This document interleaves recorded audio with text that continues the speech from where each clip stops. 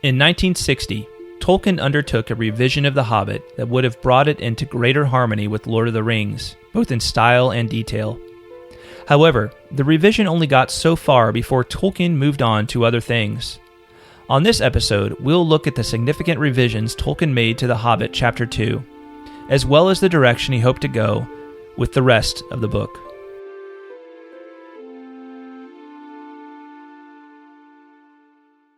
The Tolkien Road, Episode 194, The Hobbit, The Lost Chapters, Part 3, The Broken Bridge.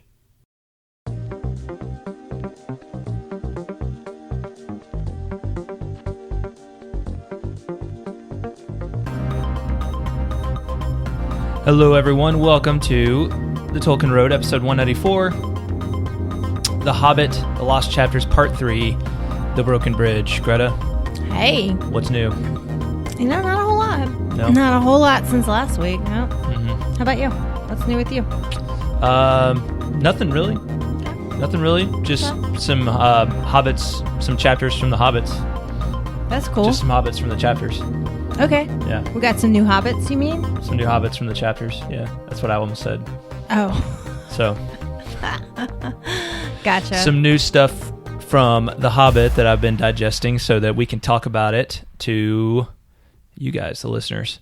Rock on. So, special thanks to our patrons, especially our newest patron, Monique S. Monique, thank you. Thank you for your pledge, Monique. You can become a patron as well. Don't forget to head on over to patreon.com and pledge $1 or more per episode. Head on over there, patreon.com/Tolkien Road to find out all the deets.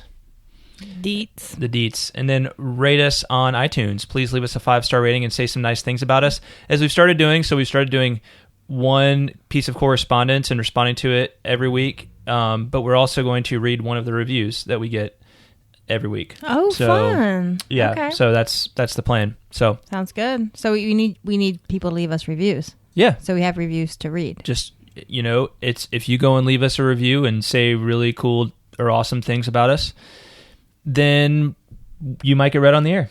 Right on. Okay. I can dig that. Mm-hmm. Yeah. And we'd love to hear from you otherwise. Of course, for that correspondence, TolkienRoadPodcast@gmail.com, or you can go to TolkienRoad.com and then use the contact form. Heck, even if you want to do Facebook or Twitter and you say something cool and we're like, that's cool, we want to read it on air, maybe we'll do it that way. So any way that works for you. Any way that works for you. Lots of options. Just, we want to hear from you. So, love hearing from you guys. Indeed. All right. SpeakPipe. Nobody's really using SpeakPipe these days. Oh, well. Bummer. That is a I like hearing people's voices, but... I do, too. But I understand. Yeah. Like, it's putting yourself out there a little bit more, I think, to actually speak. I wonder how many people have gone and done one and then be like, oh, I sound like a dork. I know. I would totally do that. I know the feeling because when before I started doing podcasting a lot and just hearing my recorded voice a lot in various formats, I used to be like, oh, I sound like such a dork. Mm-hmm. But you don't realize that's just how you sound to everybody. Right. And you get used to it real quick, and you don't sound as bad as you think you do. You probably just have an exalted view of how you actually sound in real life. So, that's probably but for some people, they just don't want to, they don't want to realize that. But that's fine. No, that's fine. It's fine. You just the other day, you played a clip of our podcast at the dinner table for the kids to hear, and I was like, oh, I do not like the way I sound. Oh, I get it. Was that the one where you cussed? Oh, I shouldn't have brought that up. Yeah. Good thing I bleeped that out for all the kiddos listening. I think you did a little more than a bleep. Yeah, that's right. Well, I had to have a little fun with it. That's fine. All right. I'll try to behave myself today. You better. Okay. You might get fired. So. I saw a t-shirt. I don't know, like, what, I guess Google, like, I don't know how they know the kind of stuff you're going to be into because they're spying on us, I guess. But anyway, I had, like, this ad pop up for a t-shirt, and it said, "Good moms say bad words." Yes. And I was like, oh, has someone been listening in on my speak lately? Oh, yeah. I thought that was funny. Yeah, that might be an appropriate one for you. I might have to look that up. I don't know if it's something I should be happy about or not. Probably not. Well, it's like the other one. I love Jesus, but I cuss sometimes. Yeah. Same thing. Well, both statements are true of you. You love Jesus and you're a good mom. So I say bad words and I You cuss say bad sometimes. words sometimes. Yeah. So, all right. So, Okay, enough of that. my new video series is now completely on YouTube. It's an 8-part guide to the Silmarillion. Head on over there, check it out, subscribe to our channel over there. Lots more to come in terms of videos. These videos feature some beautiful artwork from a number of different artists, and I hope that if you see something in those videos that you think is really cool, you'll head on over there and see about supporting those artists, maybe getting a print of one of the things they've created, because there's so much cool stuff out there.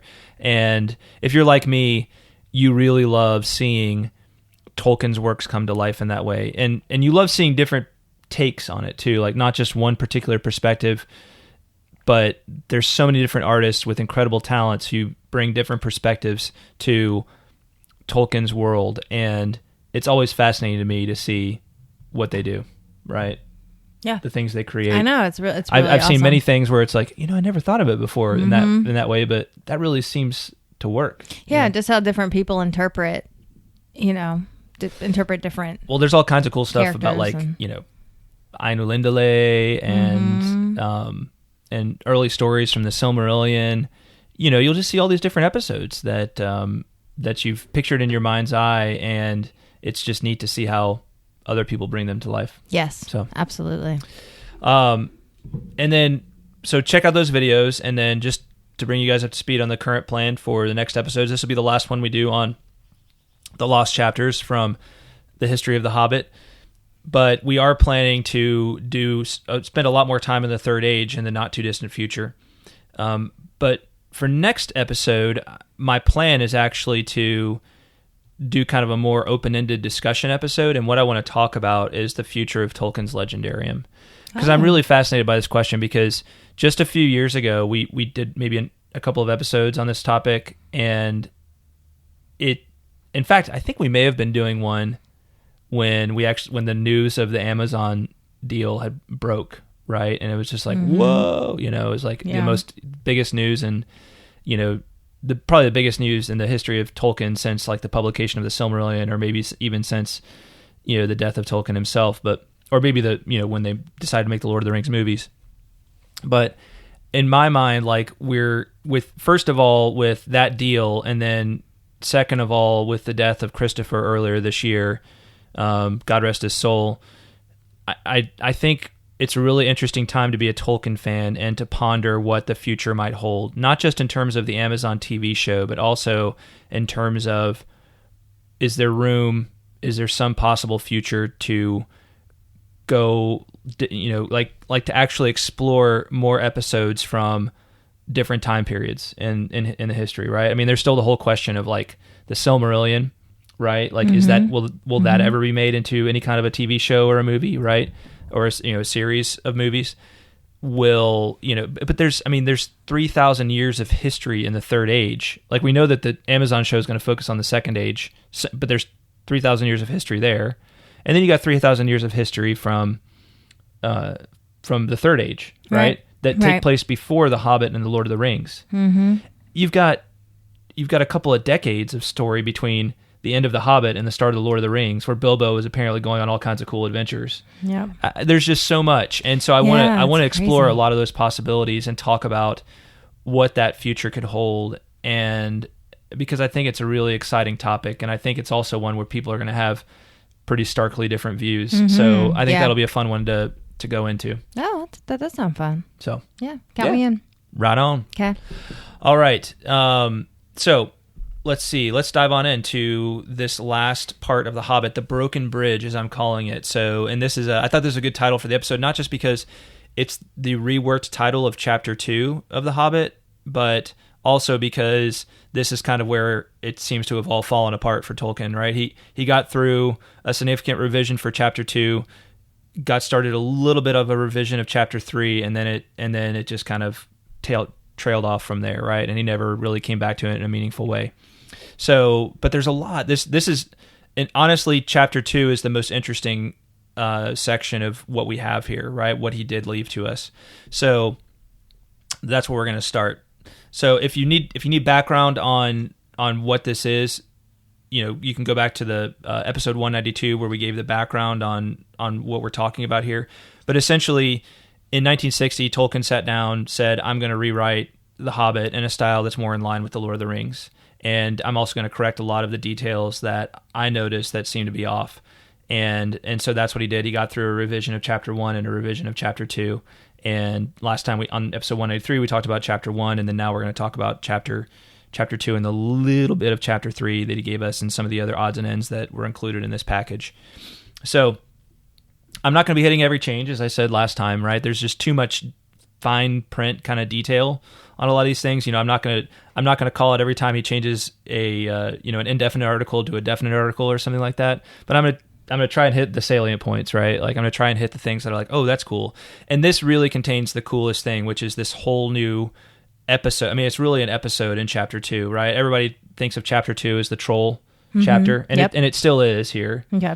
That's definitely still the most significant thing that happens in the chapter. But even before, now he's inserted this whole episode of the Broken Bridge before we even get to the trolls. Okay. So that's what's really cool about this. So the first thing, of course, with this Chapter 2 revision is that the title changes from Roast Mutton to the Broken Bridge. Roast Mutton to the Broken Bridge. So, again, I think, Greta, one of the themes we've seen arising from these changes is that he's trying to take the tone at a more mature level. Right. Less whimsical. Yes. Less fairy tale-ish. Exactly. Yeah. Less whimsical, less fairy, or maybe I think if we had him here, don't you think he might have said not so much, because for him fairy tale means something different than what it means to most people. True. Right? True. We think of fairy tale and we think children's Cinderella. story, like nursery story, right? But Tolkien in On Fairy Stories talks about that's not what he means, right? Yes. Right, and that's not what he thinks it meant traditionally, right? Going way back in history, but the fairy is actually the realm, is like the perilous realm, right? So he's actually trying to make this less of a nursery story and more of a fairy tale. Exactly, the way he sees fairy tales. Exactly. Yeah. Exactly. Yeah. So, right.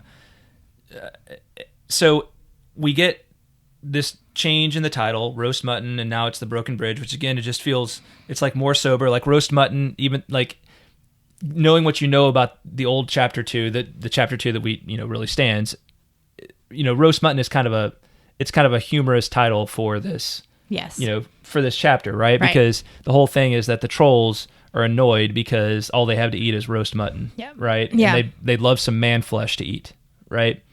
And it all kind of plays off of their, like, that these trolls are these, they like, in after you read Lord of the Rings, these trolls seem very out of place. I mean, even down to the point of, like, their names, right?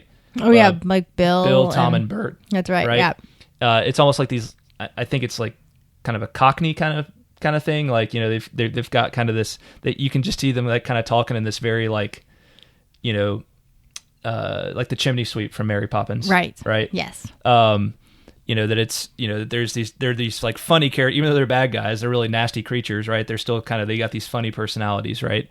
And they got these silly, like one syllable names, and that's very disarming in the way that you feel like you tell a fairy tale to a child, right? Where it's like, it's scary, but you want to throw in some funny things so that they're not as frightened of it. Exactly. Right? Yeah, you need that balance. So even just the title to me reflects that, right? Mm-hmm. The change in title, much like the change in title in Chapter 1 reflected that. You've got Roast Mutton, which is kind of that, it suggests a playfulness, and then you've got the Broken Bridge, which is, again, is very like matter of fact, right? We've come to this Broken Bridge. Right. The Broken Bridge, actually, though, is a very appropriate title for the chapter, because it turns out that this Broken Bridge that we're going to learn about actually has to do with the trolls, right? Oh. It actually has to do with the trolls. So it really does maybe tie the chapter together pretty well. All right. So after the change in title, the first thing we're going to notice is the first major thing we're going to notice is that Gandalf has a horse, and although he had a horse in the first one, this horse actually has a name now, and the horse that he has is a special horse, without a doubt, right? We find out very early it's a special horse. So the horse's name is Rohald, right? Rohald. Oh. And that's so. As far as what that name means, of course, when you think of Rohald, what do you think of in Lord of the Rings? Rohan. Rohan, of course. Yeah. And you know why? Because they love horses. Because they love horses, and so the whole thing is that the ro element means horse, right? The name is clearly Sindarin. This is according to Ratliff's footnote. The name is clearly Sindarin with the ro element meaning horse, compared with Aragorn's horse Rohirrim, which means horse of the lady, and Rohalor, High King Fingolfin's great horse. So and then we know, of course, Rohan were these horse-loving people. Right. So, and then the last part of the name, Hald, which we don't clearly know what the Sindarin meaning of that might be, but he suggests that it is related to Hall, which might mean either exalted or high, or veiled, hidden, shadowed, shady. So this is either Gandalf's high horse, literally, or his shady horse. One of those two. Let's go with high horse. You want to go with high horse? Yeah. All right. I don't know. Shady just doesn't seem to go with Gandalf. I'm not okay with most people having a high horse, but I'm okay with Gandalf having a high horse. If anyone deserves a high horse, it's Gandalf. Absolutely. For sure. Yes. So we're going to find out a little bit more detail on how exactly Roald is a special horse as we go on in the chapter. From there, we get to this big significant change in the chapter, which is the episode of the Broken Bridge. So Roast Mutton begins with, in the version we all know and love, begins with Bilbo, finding the note from the dwarves, realizing he's about to be left behind, running out the door to catch up with them. It's all very comical, and he finally does catch up with them, and then Gandalf catches up with the group, and they're off on their journey, and it's kind of very slow going as they leave Hobbiton and then they leave the Shire, and not much happens until we get to the trolls. With this, we get a lot more detail about what happened, and it's not that all these exciting things necessarily happen, like it's not like 15 new exciting things, but we get more detail about the landscape that really serves to make clear that this is the same landscape that Frodo and company journey through in Fellowship of the Ring, right? As they're on their own journey to Rivendell. Got it. Okay. Yep.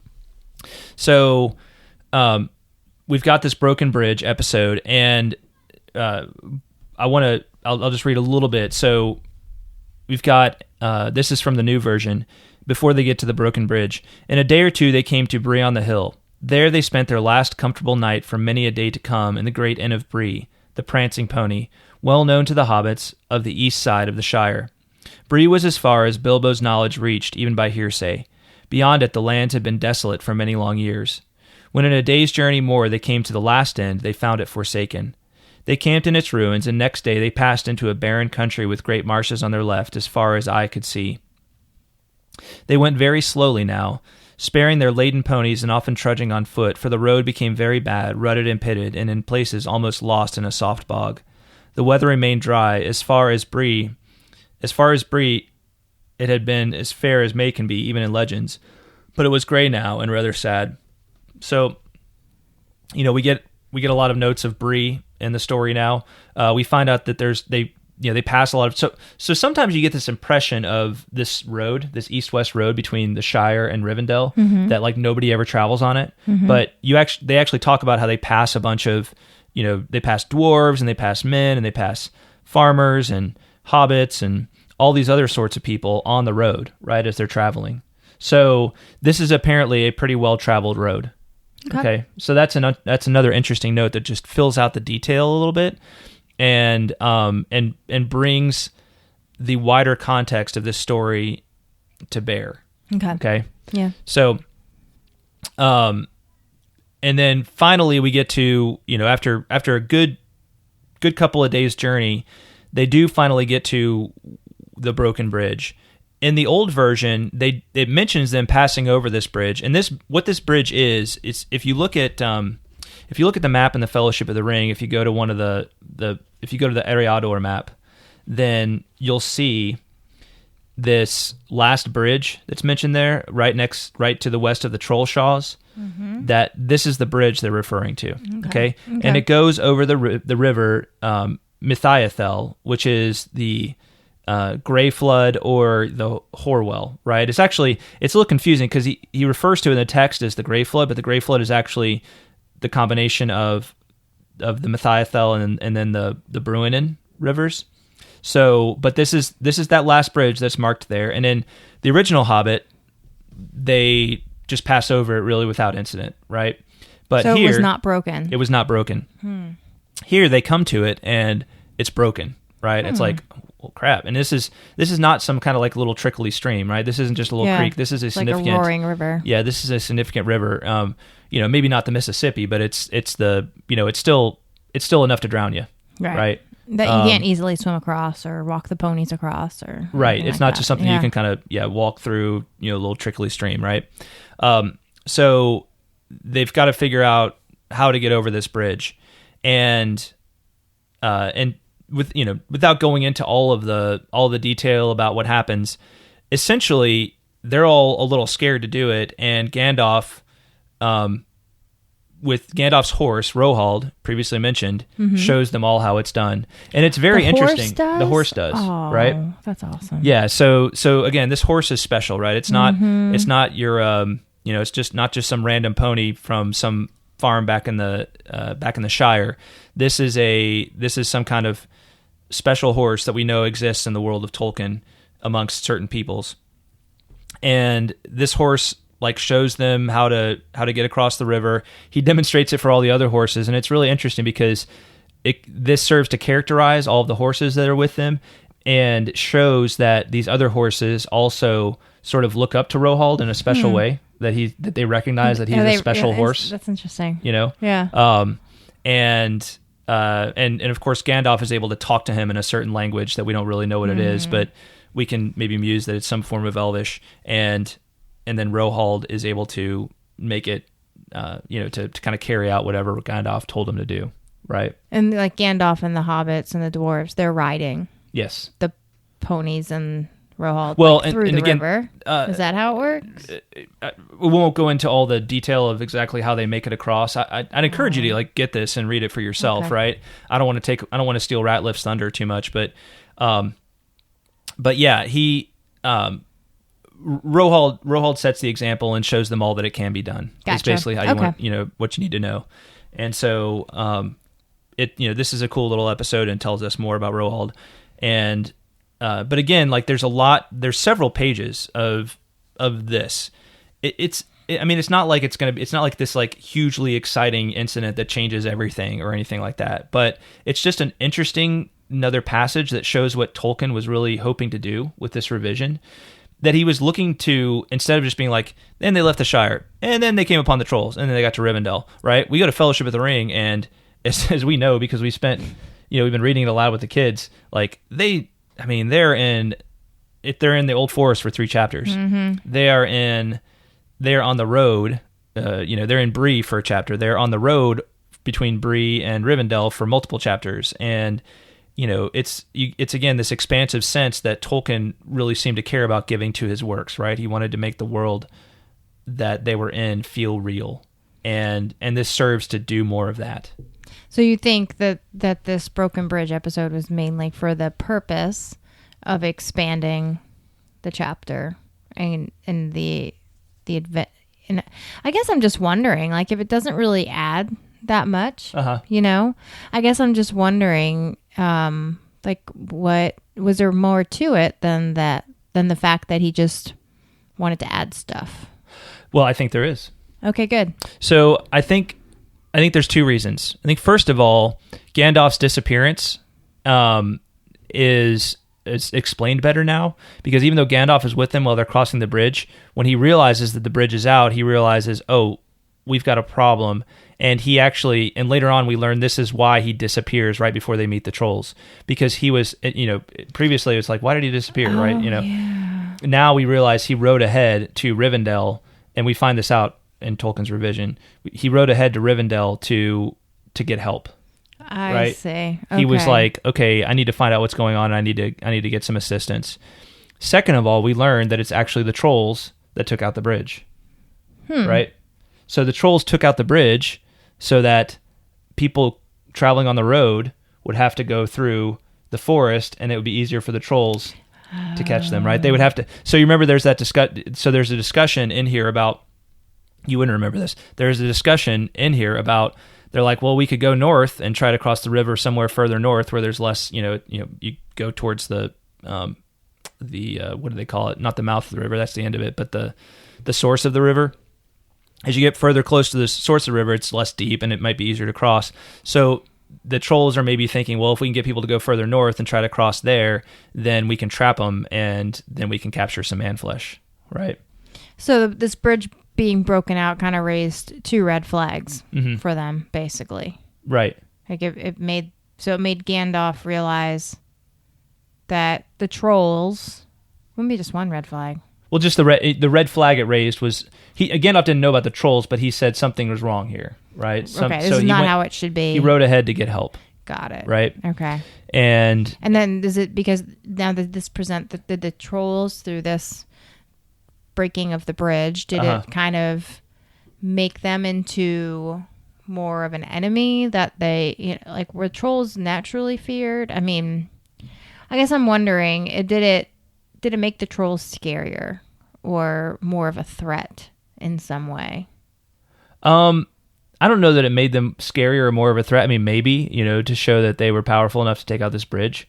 But nevertheless, it shows that they were, I mean, maybe it indicates that they were a little smarter, right? Than their names would suggest and their other behavior would suggest. Mm-hmm. So I guess I'm just wondering, what is the significance of the fact of us learning that the trolls were the ones that took out the bridge? What's the significance of that?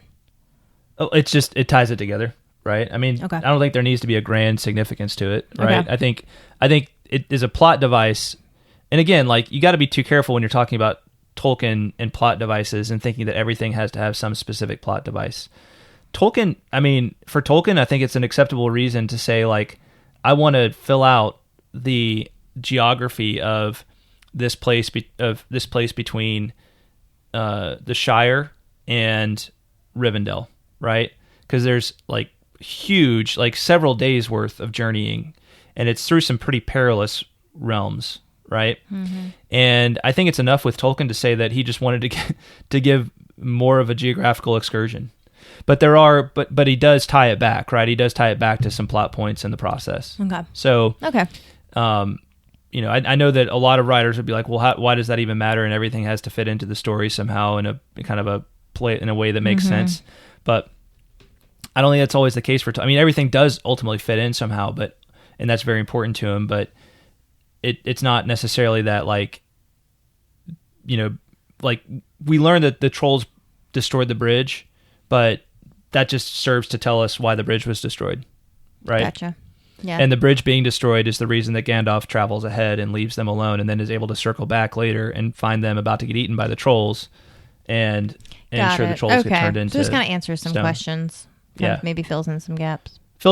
But again, geography is good enough for Tolkien, right? Yeah. He'll tell a story just to fill out the geography. That is true. So he'll add stuff just to fill out the geography. So, which, thank you very much, is one of the reasons I love him. Mm-hmm. I know. So, I know. Don't judge me. I'm not judging you. Looking all judgy at me. I said I know. All right. So, we get to the trolls. We do finally get to the trolls, and like I said, we learned the trolls knocked out the bridge.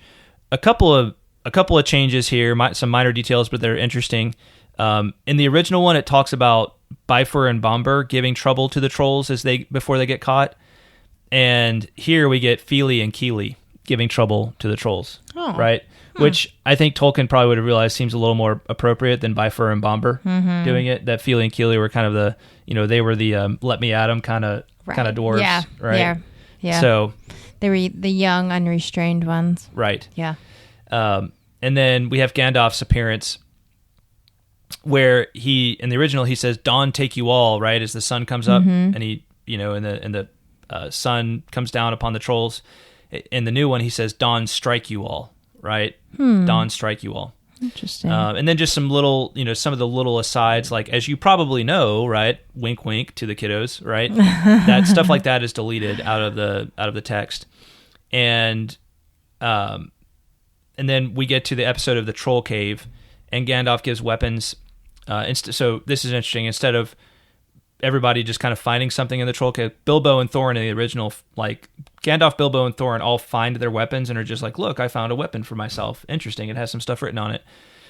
Well, in this one, Gandalf finds the weapons and then gives them to Bilbo and Thorin instead of them just taking them. So, but maybe the other thing, in addition to the Broken Bridge episode that's most interesting about this, is that we find out, Bomber joke coming.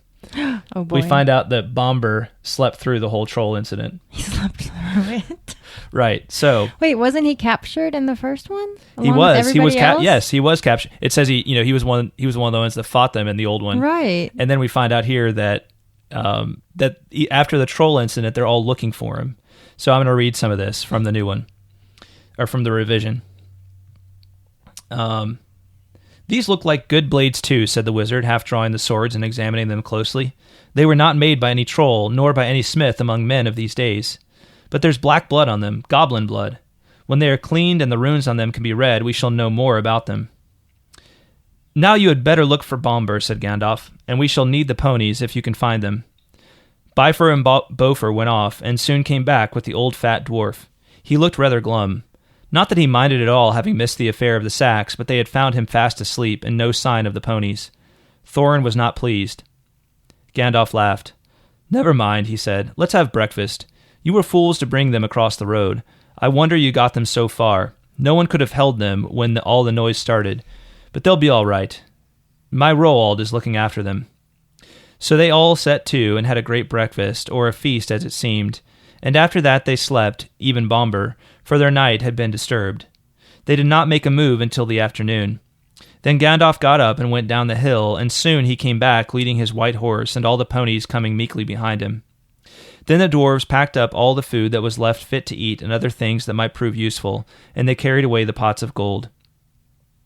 And I'll just kind of let it trail off there, but yeah, we get this again, another Bomber joke, right? So Tolkien may be done with some of the nursery tale aspects of this, but he's not done with Bomber jokes. I know, that's kind of funny. Apparently, there's just not enough Bomber jokes in the original. So I can't disagree with that. I know. It is one of the. I mean, Bomber is a lovable character because of things like this. Mm-hmm.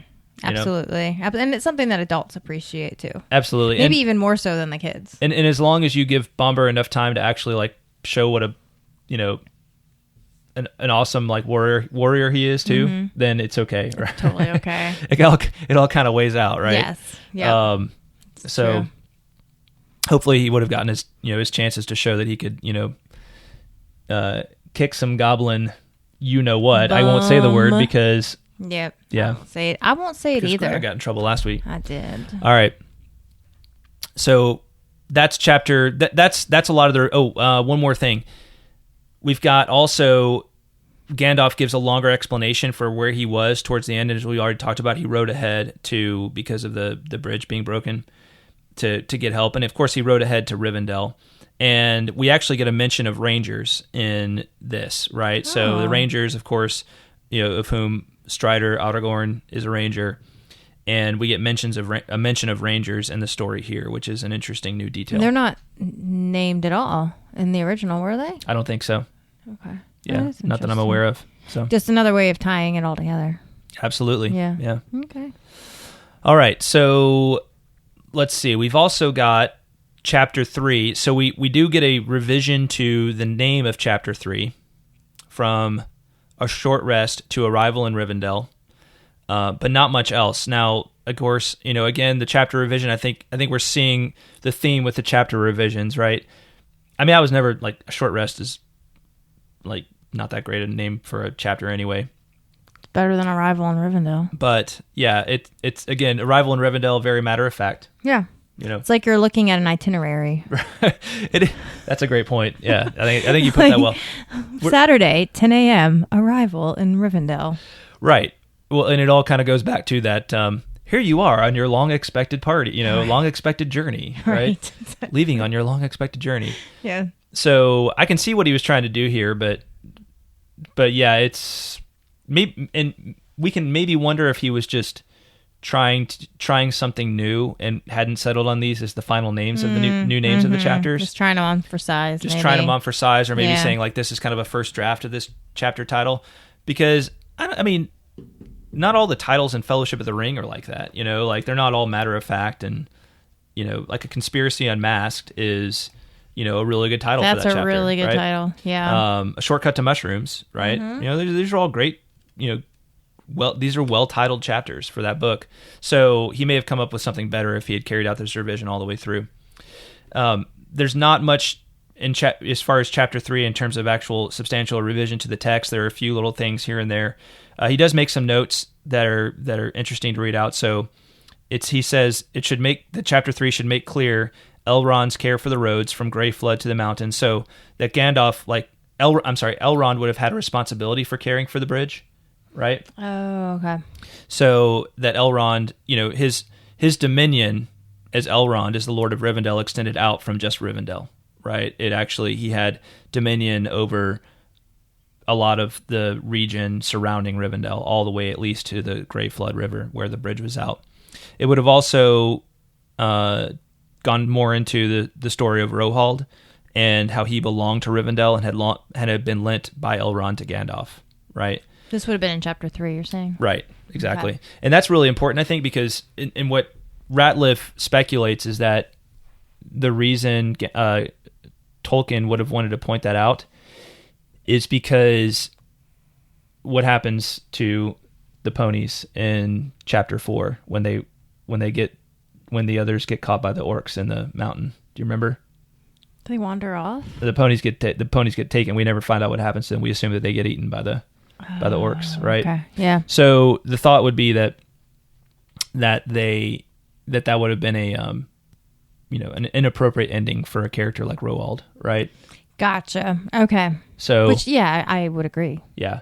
The little bit that I know about Roald, it doesn't seem like an orc should be able to eat him. Right. Yeah. So the thought is that we learn more about Roald, and that when they're going up into the mountains, they decide that Elrond's like, you can't take Roald any further than here. So gotcha. Okay, yeah. That makes sense. Now we don't know if that's what it would have done. That's just Ratliff's speculation. Okay. Okay. So there's also some revisions to the time. I mean, there's a lot. Like really, what I've been doing here is I've been glossing over for the like cool stuff that stands out, for the really interesting stuff. But there is a lot of detail here. For those of you who like going into thorough like analysis of the differences, I mean, there's probably stuff I've missed that's really cool. And so if you want to, you know, we're always open, of course, to you writing in, and, you know, if you write in with some cool things that you've noticed that we didn't mention here, or if we got anything wrong, you know, send us a note and we'll make sure to read it on a future episode and go back. So, but there are a lot of revisions to the timeline that he makes, and, you know, so there's no shortage of interesting stuff in all of this. I wanted to read Ratliff's parting thought, and but first I want to actually read this thing from Karen Wynne Fonstad, who of course is the one. She was the one who made the Atlas of Middle Earth, which is that really incredible reference that gives all the different maps. And in the Atlas of Middle Earth, she writes, "The troll's fire was so close to the river that it could have been seen some way off, and it probably took the dwarves no more than an hour to reach. Whereas Strider led the hobbits north of the road, where they lost their way and spent almost 6 days reaching the clearing where they found the stone trolls. Lost or not, it seems almost impossible that the time-pressed ranger would have spent 6 days reaching a point the dwarves found in an hour. The two stories seemed irreconcilable." So what she's saying there is that there's a lot of problems between the two stories as it stands right now.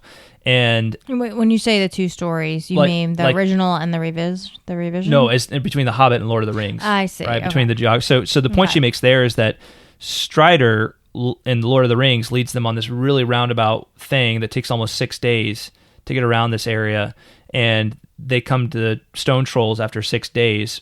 And here, it's like the trolls are just off the beaten path, right? Like they're definitely not 6 days off the beaten path here.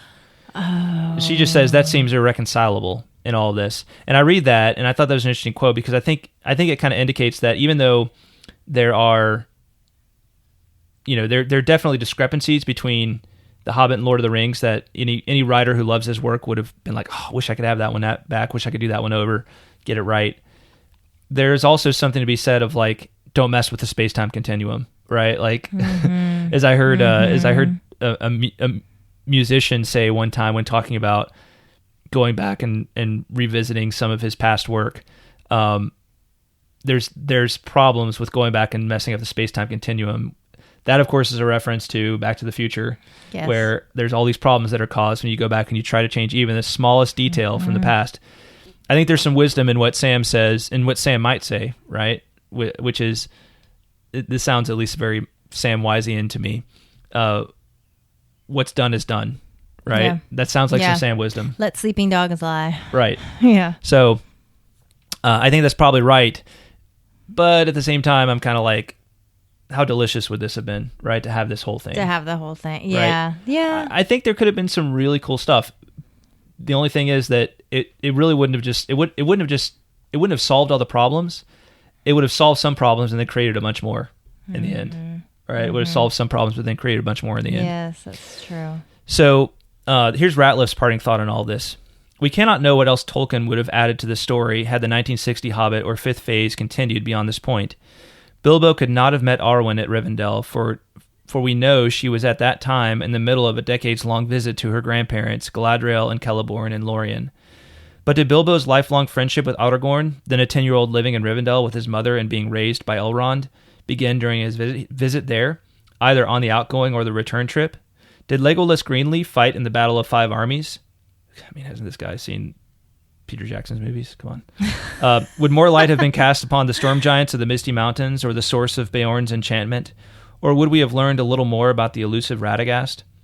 Would the spiders of Mirkwood have been made more horrific, a la Shelob, and the wood elves absolved of all blame in their treatment of the dwarves? Would Balin's visit in the epilogue include some mention of his plans for Moria? And most importantly, would the ring have been presented in more sinister terms throughout, with hints of its corruptive influence even on one such as Bilbo? We will never know the answers to any of these questions. According to Christopher Tolkien, when his father had reached this point in the recasting, he loaned the material to a friend to get an outside opinion on it.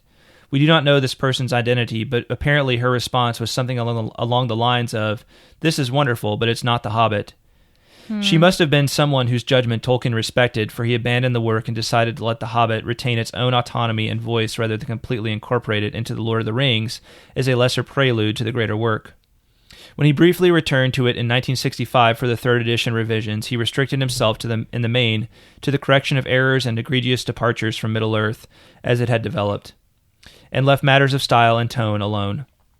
Thus the work, begun in a flash of inspiration 35 years before, in a hole in the ground that lived a hobbit, saw periodic revisioning throughout several different distinct phases over a period of 35 years, until in the last decade of its author's life it reached the final form we know and love today. So... that's really interesting. Yeah. So that is the story of The Hobbit, The Lost Chapters. So very cool. Do yourself a favor and go pick up Ratliff's book. It's available on Kindle. That's what I've been using.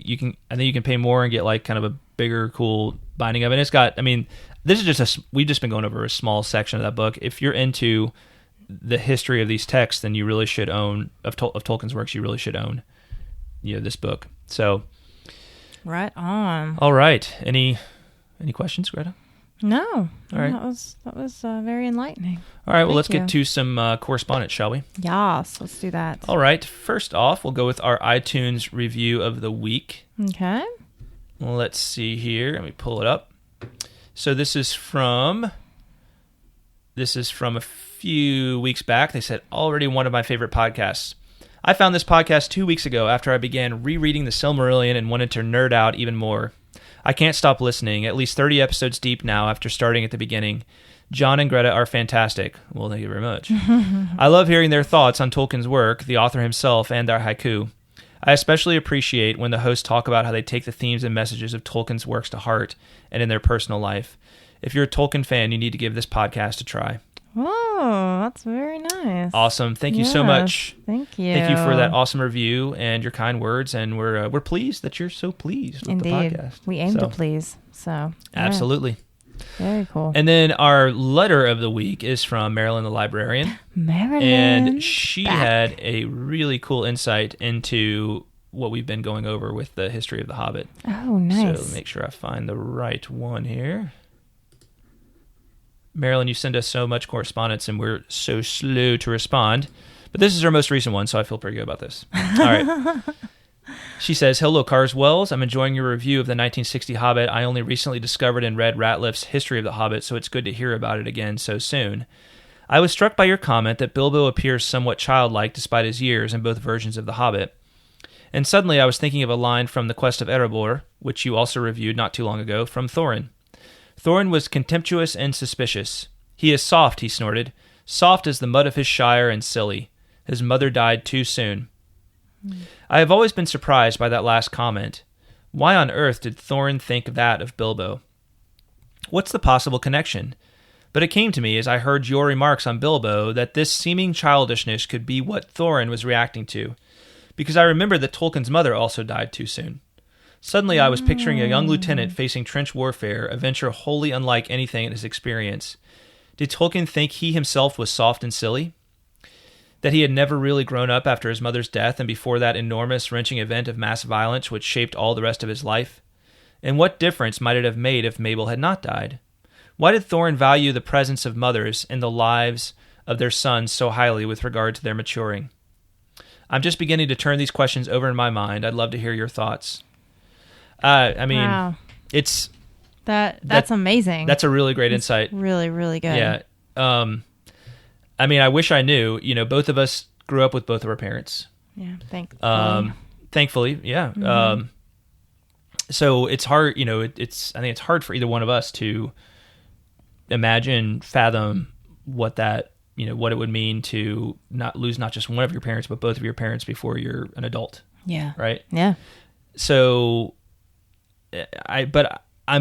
your thoughts sound right on. The one thing I would say is that Tolkien never seemed to like the idea of equating of making anything that he wrote autobiographical. The only thing that may be an exception would be Leaf by Niggle.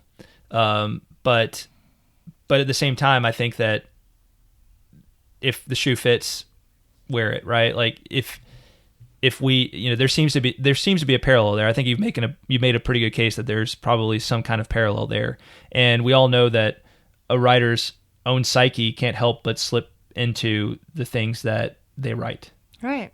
That's what they know. Right. You do. You write what you know. Even if you're writing about some world that doesn't even exist, except for your imagination, you write about what you know, right? And you write from your own experiences. Mm-hmm. So I think that's a pretty fascinating insight, and I wouldn't be surprised to learn that it was true. That's interesting. When I remember this quote that she's quoting from The Quest of Erebor, and I remember thinking it odd at the time, what does Bilbo's mother have to do with any of this? But I didn't honestly make the connection between maybe Thorin here, maybe even Tolkien through Thorin is making that connection between how vital a mother's presence is to shaping their sons, mm-hmm. which is interesting because you always think of, it's the dads that make the boys tough, mm-hmm. right? I mean, moms are there to love on them and, cuddle them and, be sweet to them, soften up the blows from, not the blows, but, kind of balance out the more tough love aspect of dad. Yeah. So, it's just interesting to me mm-hmm. that Thorin here would be saying, oh, Bilbo's soft because his mom died too soon. She wasn't around long enough to make a man of him. Yeah. It's interesting. Well, and of course his mother was the one who was the Took, right? And that's true. And we know from A Quest of Erebor that Thorin, Gandalf name dropped the Took family, right? To help Thorin to kind of say look, he's a Took, even though his last name is Baggins, he's actually descended from the Tooks, so right. He's got that part of him in him, right? And so maybe it is the mother, maybe it's the maybe it's this the fact that it's the Took side of the family, it could be a combination of both, right?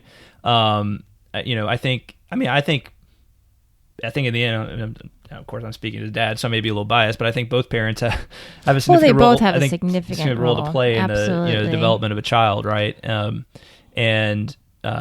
But so I can see it being both the Took part, that's the Took side, Took side of the family that Thorin's maybe making reference to here. And of course, in Tolkien's case, like his mother was all he had when she died. Right, his dad died. How old was he when he his dad died? He actually had a father figure at that time because he had Father Francis, right? Right. So how old was Tolkien when his dad died? Do you know? He barely knew his father. Okay, so right? he wouldn't even have really known. So this makes more sense if we're going to make that connection between, Tolkien's life and this comment. It would make more sense, because he knew his mother much better than he knew his dad. Yeah. So, I don't know. It's an interesting question to ponder.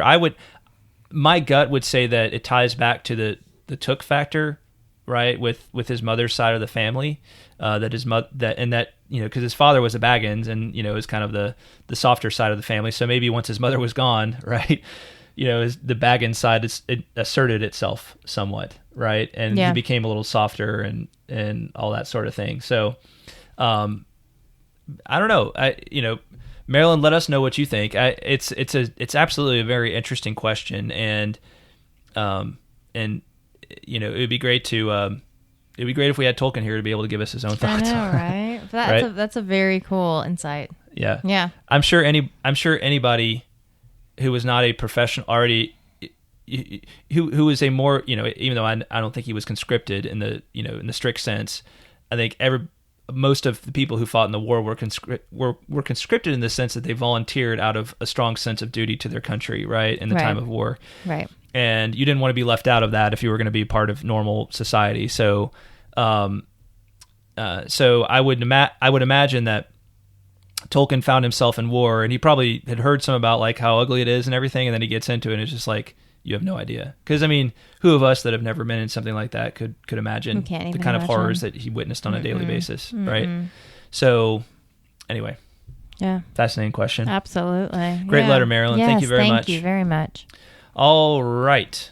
You too can be heard on the podcast. Send us correspondence, tolkienroadpodcast@gmail.com, or go to the website. Leave comments and notes, Facebook, Twitter, whatever it is you want to do, and we would love to hear from you. All right. Well, as I said, on the next episode, we're going to have that open-ended discussion about the future of Tolkien's Legendarium, and I am very excited for that. So I hope you'll tune in. Yeah. All right. Special thanks to our patrons, all of our patrons, especially those who contribute $5 or more. Eric B., Daniel P., David B., Chuck F., Ish of the Hammer, Chris L., James L., Zeke F., James A., Emilio P., Shannon S., Teresa C., Azia V., Brian O. Thanks, you all. Yes, thank you, guys. Thank you very much. We appreciate you, and we appreciate all of our listeners, and we will talk at you next time. Yes, we will. Bye. Bye, y'all.